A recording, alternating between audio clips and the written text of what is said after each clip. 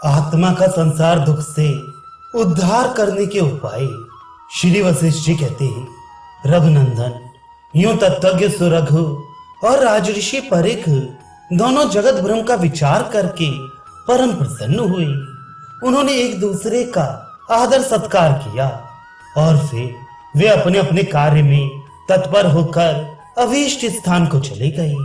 ज्ञानी महापुरुषों के साथ विचार विमर्श करने के कारण अत्यंत तीव्र हुई उत्तम बुद्धि द्वारा जिसके हृदयाकाश में अहंकार रूपी काले मेघों का सर्वथा अभाव हो गया है, शरतकालीन निर्मल आकाश की तरह जिसका विस्तृत चित्त समस्त लोगों द्वारा अनुमोदित फलात्मक बोध से युक्त आह्लादजनक एवं राग आदि मलों से रहित हो गया है, जो ध्यान करने एवं शरण लेने योग्य सुगम संपूर्ण आनंदों की निधि अत्यंत प्रसन्न विज्ञान आनंद घन परमात्मा में स्थित रहता है, और जो नित्य परमात्मा के विचार में निरत सदा अंतर्मुखी वृत्ति से युक्त सुखी तथा नित्य चिन्मय परमात्मा का अनुसंधान करने वाला है, उसे मानसिक शोक कभी बाधा नहीं पहुंचा सकती।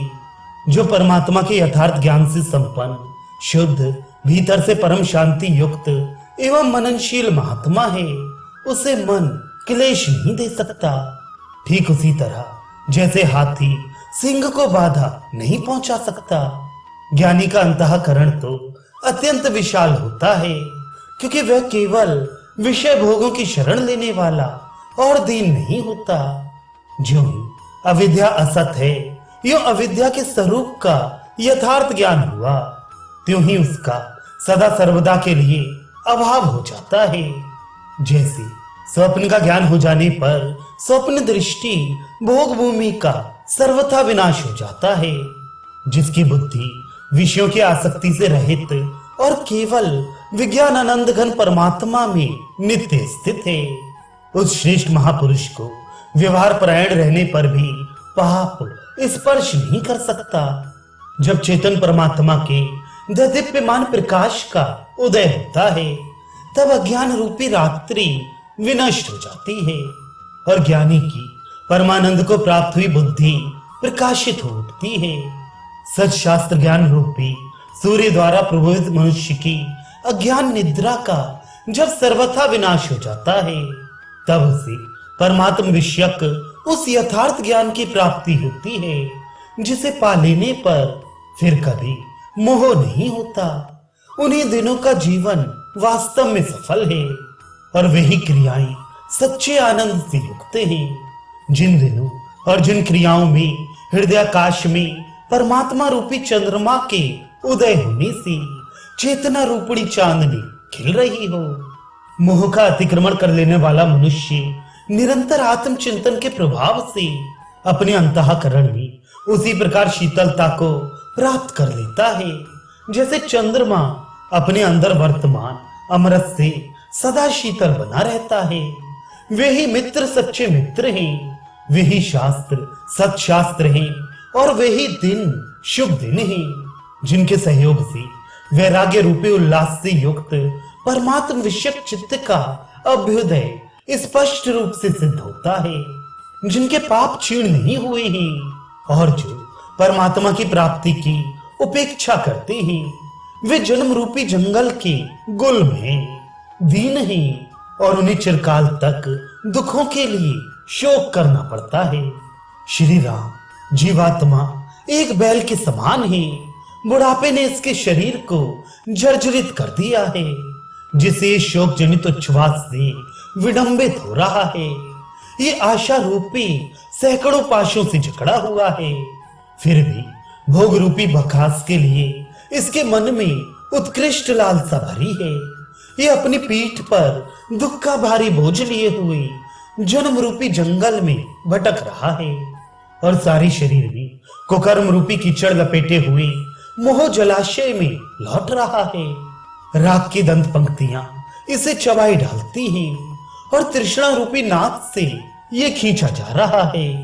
मन रूपी वणिक ने इस पर अधिकार जमा रखा है।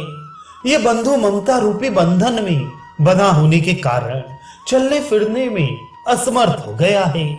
पुत्र कलत्र की ममता जनित जीर्णता रूपी दलदल में ये बुरी तरह फंस गया है।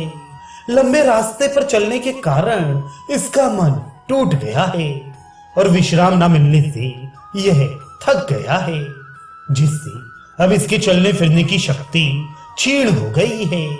संसार रूपी अरण्य में चक्कर काट रहा है, फिर भी परम शांति रूप शीतल छाया इसे नसीब नहीं हुई।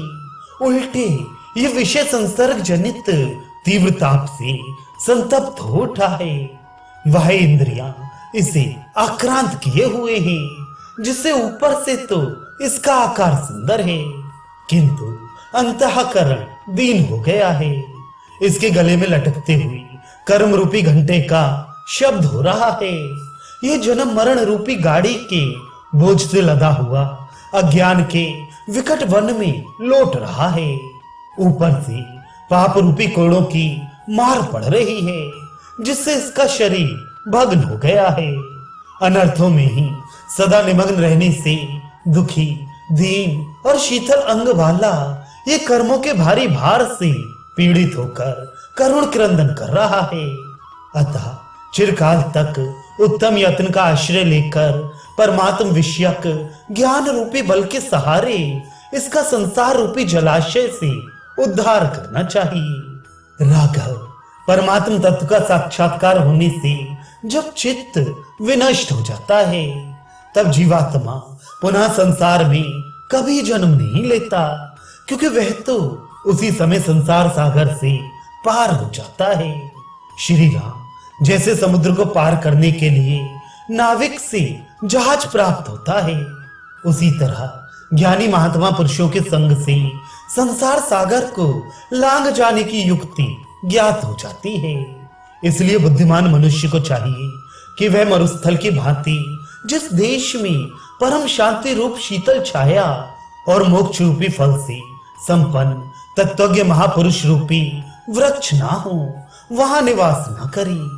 श्री राम कोमल और शांतिप्रद वचन ही जिसके पत्ते हैं, सच्चरित्रता ही जिसकी छाया है, मुस्कान ही जिसके पुष्प हैं, ऐसे महापुरुष रूपी चंपा के वृक्ष के नीचे जाने से, उनके संग के प्रभाव से क्षण भर में ही आत्यांतिक विश्राम प्राप्त हो जाता है। मनुष्य स्वयं ही अपना मित्र है, अतः उसे चाहिए कि वह सत्संग, तीव्र अभ्यास, वैराग्य, विवेक विचार आदि उपायों से स्वयं ही अपना उद्धार कर ले। संसार की आसक्ति, ममता, कामना और देहाभिमान के गर्भ से अपने आप को जन्म मरण रूपी कीचड़ के महासागर में न फंसाए। विवेकशील पुरुषों को सत्संग, तीव्र अभ्यास और वैराग्य आदि प्रबल उपायों द्वारा सदा यूं विचार करते रहना चाहिए कि ये देह आदि दुख क्या है, कैसे आया है, इसका मूल कारण क्या है और किस साधन से इसका विनाश हो सकता है। क्योंकि अज्ञान में निमग्न हुए अपने आत्मा का उद्धार करने में मनुष्यों का धन, मित्र, साधारण शास्त्र और बंधु बांधव कोई भी उपकारक नहीं हो सकते। हाँ, सदा सर्वदा साथ रहने वाले विशुद्ध मन रूपी सुहृद के साथ थोड़ा सा भी परामर्श करने से आत्मा का उद्धार हो जाता है। तीव्र वैराग्य और अभ्यास रूपी प्रयत्नों के द्वारा विवेक पूर्वक किए गए आत्म विचार से जिसकी उपलब्धि होती है, उस परमात्म तत्व साक्षात्कार रूपी पोत के आश्रय से यह भव सागर पार किया जाता है, जिसके लिए लोग प्रतिदिन चिंता कर रही हूं और जो दुराशाओं द्वारा दग्ध हो रहा हो, उस अपनी आत्मा की उपेक्षा नहीं करनी चाहिए, बल्कि आदर पूर्वक उसका उद्धार करना चाहिए। ये जीवात्मा रूपी दंतार गजराज, जिसे बांधने के लिए अहंकार ही सुदृढ़ आलान है, तृष्णा ही लोहे की साकल है और मन ही जिसका मद है, जन्म मरण के दलदल में फंस गया है। अतः इसका उद्धार करना चाहिए। जब मनुष्य विवेक वैराग्य की दृष्टि से यूं देखने लगता है कि ये देह काष्ठ और मिट्टी के ढेले के समान है, तब उतने से ही उसे देवाधिदेव परमात्मा का ज्ञान हो जाता है। पहले जब अहंकार रूपी मेघ नष्ट हो जाते हैं, तब यथार्थ आत्मज्ञान रूप सूर्य दिखाई पड़ता है। तदनंतर उसके परिणाम स्वरूप परमात्मा की प्राप्ति होती है। जैसे अंधकार का पूर्णतया विनाश हो जाने पर प्रकाश का अनुभव स्वतः होने लगता है, उसी तरह अहंकार का समूल नाश हो जाने पर परमात्मा का अपने आप ज्ञान हो जाता है। इस प्रकार अहंकार के विनष्ट हो जाने पर जो परम आनंद और परम शांतिमय अवस्था होती है, वह परिपूर्ण अवस्था है। पूर्ण समुद्र की भांति वह असीम होती है। ना तो वह हम लोगों के मन आदि इंद्रियों का विषय है, ना उसकी किसी उपमान के साथ तुलना ही की जा सकती है, और ना वह विनाशील विषयों के पीछे ही दौड़ती है। अतः उसका तीव्र प्रयत्न से निरंतर सेवन करना चाहिए। श्री राम मन और अहंकार का विनाश हो जाने पर समस्त पदार्थों के अंदर विद्यमान रहने वाली जिस निरतिशय आनंदात्मक परमात्म स्वरूप अवस्था का आविर्भाव होता है, वह स्वयं समाधि सिद्ध तथा वाणी के अगोचर है। उसका तो केवल हृदय में ही अनुभव होता है। जैसे अनुभूति के बिना खाण की मिठास का अनुभव नहीं होता, उसी तरह अनुभव के बिना परमात्मा के स्वरूप का भी ज्ञान नहीं होता।